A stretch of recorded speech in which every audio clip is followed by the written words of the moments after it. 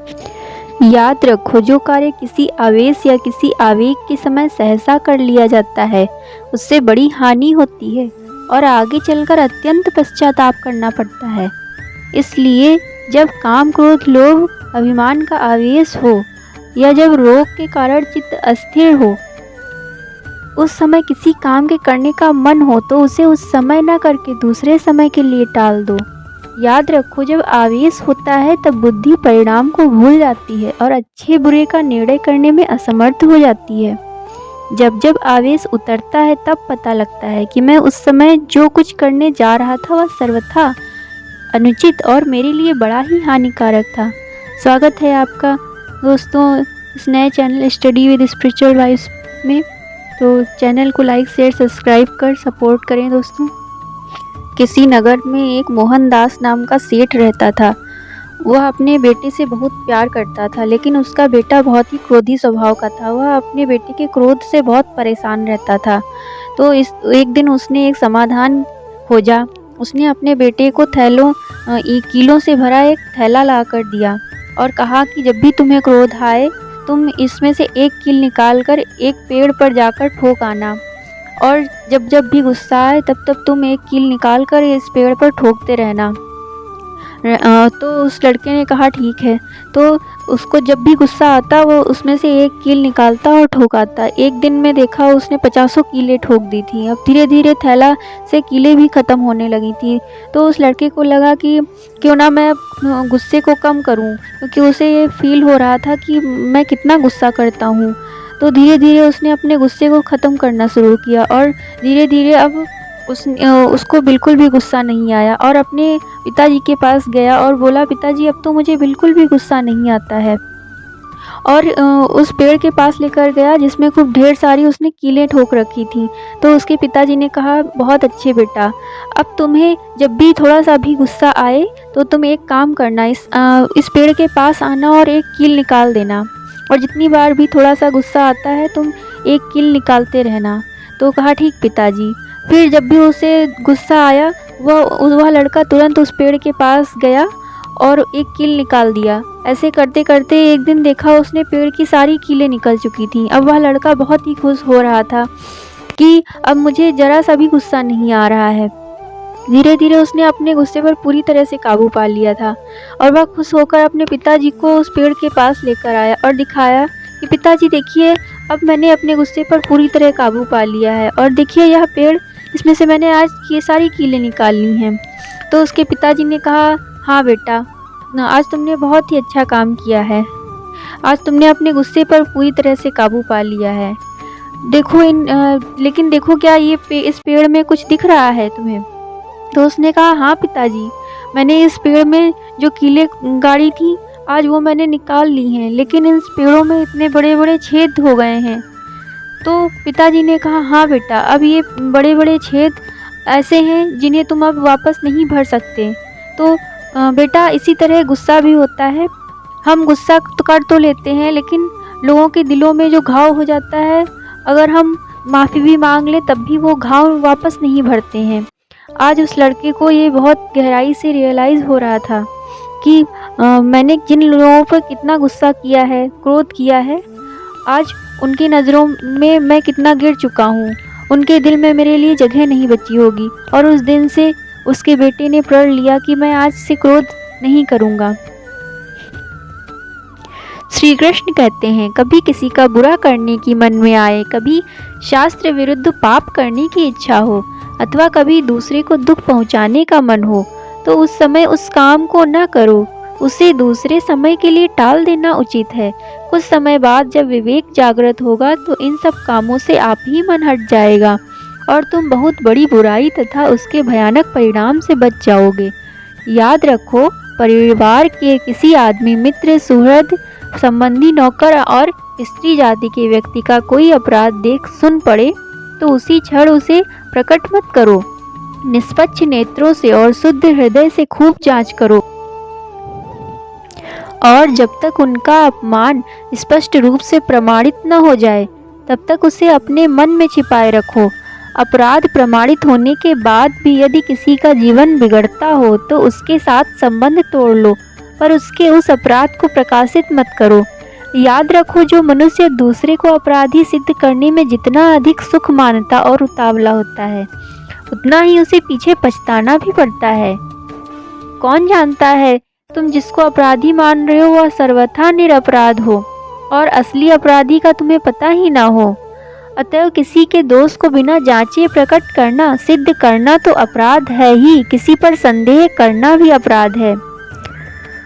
श्री कृष्ण कहते हैं, याद रखो, तुम किसी को अपराधी मानकर उसका नाम प्रकट करते देते हो और वह वस्तुतः निरपराध है, तो तुम्हारी इस क्रिया से उसका कितना बड़ा नुकसान होगा। उसकी इज्जत पर धक्का लगेगा, लोगों में उसके प्रति घृणा पैदा हो जाएगी, इससे उसकी हानि होगी और उसको महान दुख होगा।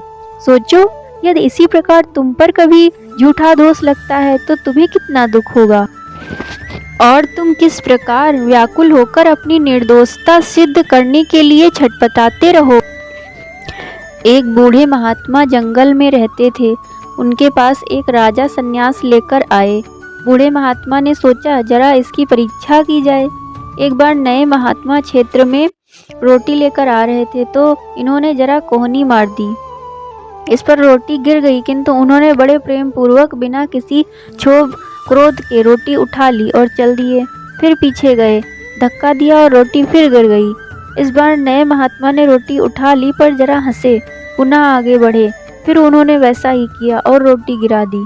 इस बार वे हंसे और खड़े हो गए, हाथ जोड़कर बोले, महाराज, आपने बड़ी कृपा की जो मेरी परीक्षा ली। मैं इतने बड़े राज्य का जब त्याग करके यहाँ आ गया हूँ तो इस रोटी वाली बात में मुझे कौन सा क्षोभ होगा। महात्मा बोले, इसीलिए रोटी गिराई है। तुम्हें अभी तक राज्य के त्याग की बात याद है। इतना बड़ा त्याग करके आ गए, या तुम अपने मन में याद रखते हो और यही सुनना भी चाहोगे कि कितना बड़ा त्याग है। अगर राज्य का महत्व तुम्हारे मन में बना हुआ है तो राज्य का त्याग कहाँ हुआ। इस त्याग का भी त्याग कर दो, तब ठीक बात।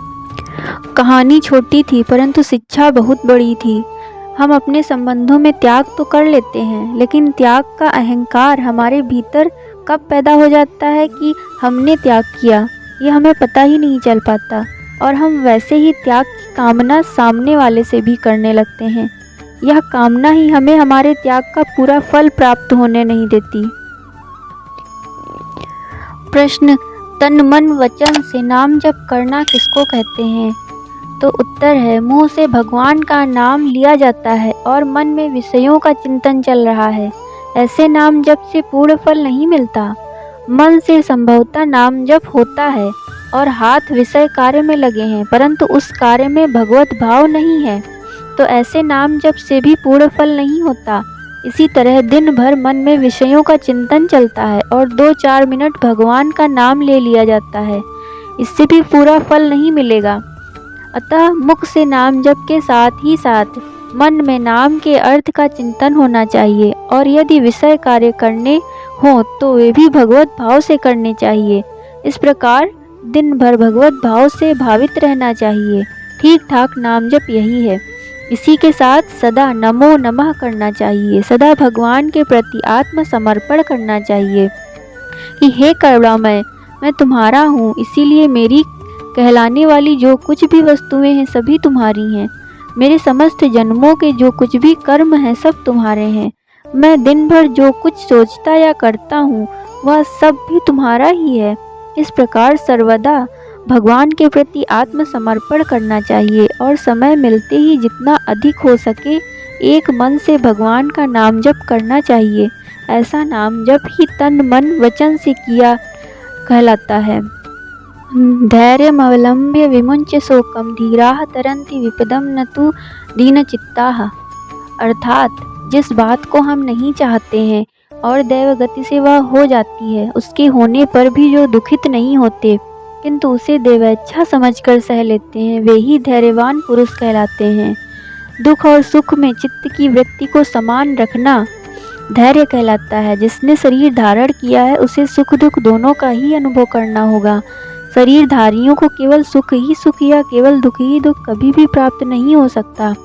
जब यही बात है शरीर धारण करने पर दुख सुख दोनों का ही भोग करना है, तो फिर दुख में अधिक उद्विग्न क्यों हो और सुख में फूल कर कुप्पा क्यों हो जाएं।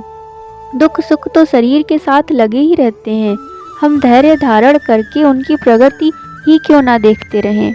जिन्होंने इस रहस्य को समझकर धैर्य का आश्रय ग्रहण किया है, संसार में वे ही सुखी समझे जाते हैं। ऐसे ही पुरुषों के गले में कीर्ति देवी जयमाला डालती हैं, ऐसे ही पुरुषों की संसार पूजा करता है और ऐसे ही महापुरुष प्रायः स्मरणीय समझे जाते हैं। दोस्तों, धैर्य की परीक्षा सुख की अपेक्षा दुख में अधिक होती है। दुखों की भयंकरता को देखकर विचलित होना यह प्राणियों का स्वाभाविक धर्म है, किंतु जो ऐसे समय में भी विचलित नहीं होता वही पुरुष सिंह धैर्यशाली कहलाता है। प्रश्न यह है, हम आखिर अधीर क्यों होते हैं? तो इसका कारण हमारे दिल की कमजोरी के सिवा कुछ और भी नहीं है। इस बात को सब कोई जानते हैं कि आज तक संसार में ब्रह्मा से लेकर कृमि कीट पर्यंत संपूर्ण रूप से सुखी कोई भी नहीं हुआ। सभी को कुछ न कुछ दुख अवश्य हुए हैं, फिर भी मनुष्य दुखों के आगमन से व्याकुल हो जाता है और यह उसकी कमजोरी ही कही जा सकती है। महापुरुषों के सिर पर सींग नहीं होते, वे भी हमारी ही तरह 2 हाथ और 2 पैर वाले मनुष्य के आकार के जीव होते हैं, किंतु उनमें यही विशेषता होती है कि दुखों के आने पर वे हमारी तरह अधीर नहीं हो जाते। उन्हें प्रारब्ध कर्मों का भोग समझकर वे प्रसन्नता पूर्वक सहन करते हैं। बस इसी एक गुण से वे जगन वंद्य और सबके आदरणीय समझे जाते हैं। पांडव दुखों से कातर होकर अपने भाइयों के दास बन गए होते, मोरध्वज पुत्र शोक से दुखी होकर मर गए होते, हरिश्चंद्र राज्य लोभ से अपने वचनों से फिर गए होते, श्री रामचंद्र वन के दुखों की भयंकरता से घबराकर अयोध्यापुरी में ही रह गए होते, राजा शिवी ने यदि शरीर के कटने के दुख से कातर होकर कबूतर को बाज के लिए दे दिया होता तो उनका नाम आज कौन जानता। ये भी अन्य असंख्य नरपतियों की भांति काल के गाल में चले गए होते, किंतु इनका नाम अभी तक ज्यों का त्यों ही जीवित है। इसका एकमात्र कारण उनका धैर्य ही। दोस्तों, इस वीडियो में आपसे धैर्य और क्रोध के विषय में चर्चा की गई। श्री कृष्ण कहते हैं, विपत्ति और कष्ट वो श्रेष्ठ गुण हैं जो मनुष्य को बहुत कुछ सिखा जाते हैं और जो इनसे सीखकर साहस के साथ इनका सामना करता है, वास्तव में वो ही विजय प्राप्त कर पाता है। तो दोस्तों, वीडियो के अंत तक बने रहने के लिए आपका बहुत बहुत शुक्रिया। कमेंट में जय श्री कृष्णा लिखना ना भूलें। मिलते हैं आपसे अगली वीडियो में, तब तक के लिए जय श्री कृष्णा।